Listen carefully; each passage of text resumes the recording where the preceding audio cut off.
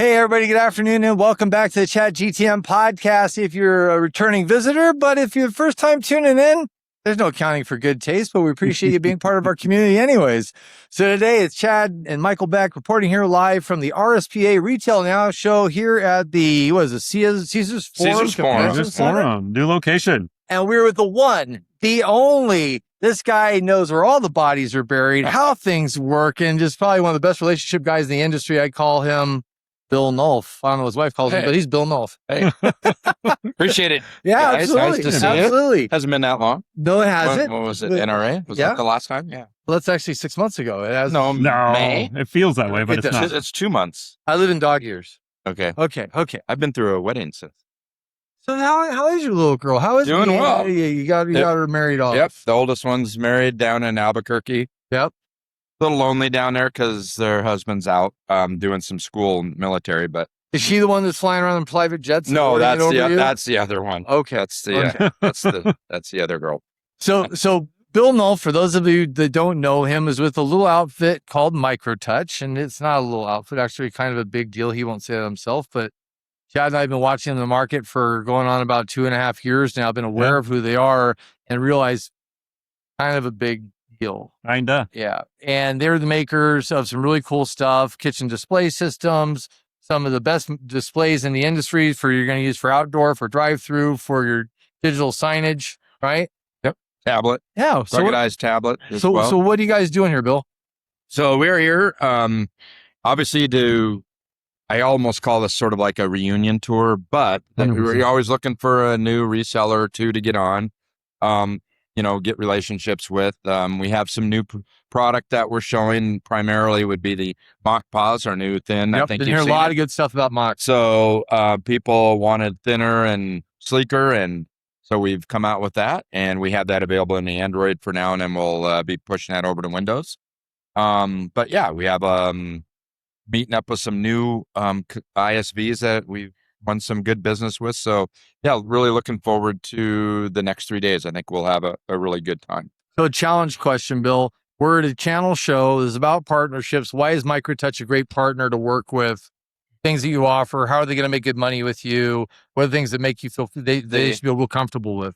And what I'll say is why it's working for us. Yeah. So I'll preface that because there's some things that will change as the size changes or the industry changes. But currently, we're limited distribution. So the distributors make good margins. So if you start out and you have a pie as your business and you only have a couple, 3 forks in it, everybody still wants it. But if you have 20 forks in it, nobody's going to want it. It's hard to get full. Yeah. So so the number one, the distributors do well. Then moving on, since we're not at all the distributors, then there's not as many reseller activities and postings online.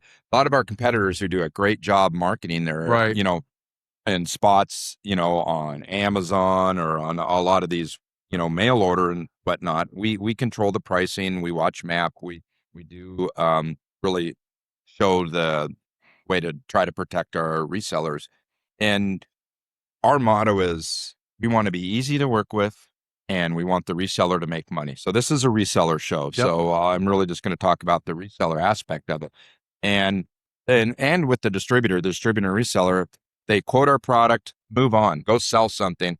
Our stuff will sell itself. You don't have to, because you're not going to be bidding back and forth with multiple distributors.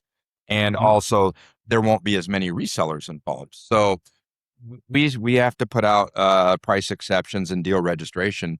But very rarely do we ever have to get there and actually officiate one and say, sorry, it's already registered. Right. Because we don't have a lot of crossover as of yet. I mean, they'll start to come as we grow. Sure. But so, Bill, you're talking about something without naming it per se that I want to call out because a lot of people need to know this in our industry. And that is, you have your products like the Mock, but your partnership is a product into itself, right? Ooh, it is a different customer. It's a different experience that you got to take people through. Is that something you guys talk about internally, and do intentionally, right? Hey, this is how people experience us as a partner, not just the end customer. I think what our philosophy is too is that our culture and our way to, because we're all selling a solution to a problem, is that if you first thing I always focus on is you sell yourself, sell your company. And if the customer's comfortable with that, they're going to trust you on your product. So the product becomes third nature. And if you can get the relationship to that point, it really makes it easy for both sides of it. And then you're not looking for little reasons either side of it that if someone feels they got shafted in some fashion. So I think that's the big thing, is that we sell who we are. And hopefully by the time we get to the product, they just trust us. And I think even beyond that is that once you start to have some good reference accounts or partners, that helps as well. So speeds and feeds, great. We can stack up with pretty much anybody on that, but that's not what wins deals. Yeah. At least in my mind. Maybe we miss a few because of that, but my thing You is win more focusing than you on lose. the front end of the equation rather than the stuff that should just be bought on trust at that point. In your position, I imagine being MicroTouch is almost like being a franchisor, meaning if you have a franchise, sell our products, you're going to be successful. Use our systems, you're going to be successful. How does MicroTouch support their resellers to make sure that they get the air cover and exposure and tools they need, whether it's literature or images, anything that they need to really sell your products? So I would say that would be a place that we need to grow in. We need to come out with some marketing plan, some more, I would say, functional or repeatable. So get some guardrails up and get a structure in place. Since we're coming up on our 4th year, now we're revamping our website. We're going to do some other things. Maybe we'll look at a partner program of some type to where we can incent, whether it's government education, and, the GEM accounts or something, and then start to protect the people who bring the business. But we're able to do that right now, but it's starting to get to the point where you'll start to miss stuff. So I think we need to get a better structure in place. Sounds like you're Victor Girl's success. Like the growth is pushing. Well, the right place. it's now we have, now we have to get some more people in on the support mechanism of the organization, to where then we can offer what the bigger, our bigger competitors, some of the shiny objects. Okay. Ted? So, Bill, without using the overused buzzword, I mean, right now there's companies that you see and see celebrated for doing things the older way. Like there's a reason this is the way business is done and has been done for tens of hundreds of years, right? And then there's the other side, which is, we got to do business a new way because of all the Everything new has to reasons. be AI. Right. So where do you fall as a company, and where do you fall personally? Personally, I'm behind where I probably should be, and luckily I'm pretty far down the runway. So hopefully in the next You're good. few years I'm turning off. But how that I think changes is because we have a pretty seasoned sales force, but some of our recent hires have been younger. And so we are trying to get some younger people, maybe not in age, but younger minds, people that are embracing some of the things that we're not doing that would probably be helpful. But there's still a lot of customers out there that don't want you to shove all that AI stuff down their throat. Some are interested in, but it's going to be changed. I think you gotta be able to have those arrows in your quiver as well for when it's needed. So you need to, read the room and figure out how much you're going to go into on what the new, how we're, definitely staying with the way the industry's going and technology, but at the same way, don't go past that. You don't want to go past it and only do that. And there are some companies that are only focused on AI, getting rid of all their people, and AI can do this and that. And I think we're a slow ramper of it. So we're kind of at a different point. Like Chad and I are celebrating our business being around for some time now. And one of our very first occasions together was actually right here at this desk at the actual Caesars. When I first had this thing with MetSales, with MetSales and MicroTouch, which led to the funded Truist Stadium with John Digg. But we see MetSales and MicroTouch together frequently. Tell me about that partnership. So back to the limited distribution. Yeah.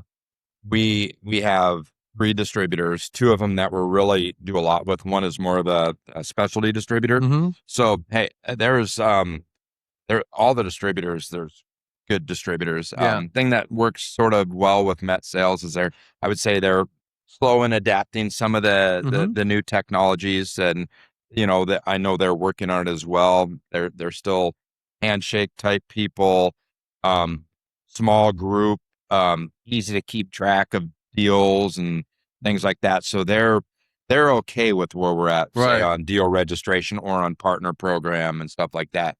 And just that I've known the owners and the management team since like 2001. So been, even though I was out of the business for 5 years, we just got a good relationship, and it's easy when there's very few people to talk to, and Right. it's a private company, just as we're private. So this makes it easier. You're not stuffing. They're not trying to get things in for the quarter. Yep. We're not trying to push things. Sandbagging. Yeah. We don't have to do some of the games that the public companies sometimes Right. have to do. And I've lived that, and hey, it's not necessarily bad, but it's nice not to have.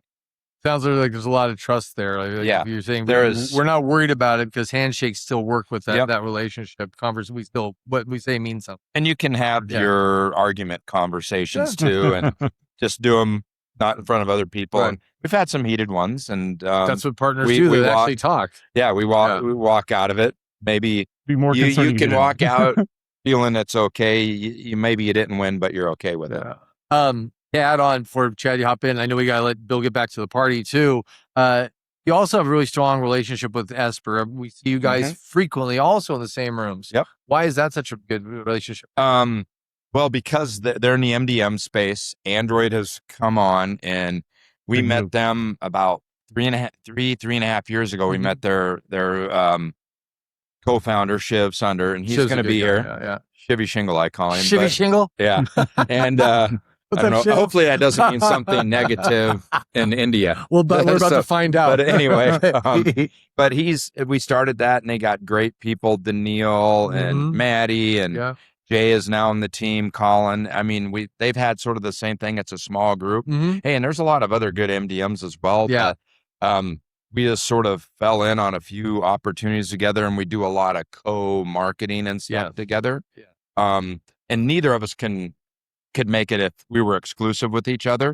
But when there's a choice, we start with each other, if that makes sense. Here's our preferred partner. Yeah. And I preferred to do events and stuff. Right. And I always they tell their other customers, and I tell ours others, we're not exclusive, but hey, we have a really deep relationship, and it works for events like this and other things. Sometimes that's how how we've come more and more involved with you and Chad is through that. They're one of the ones in our circle, Epson as well. Yep. Who, I know that you've done some stuff with Epson, and APG is here, and also Hat. So we all of them we work with, but we have more things going on, like you say, with Esper.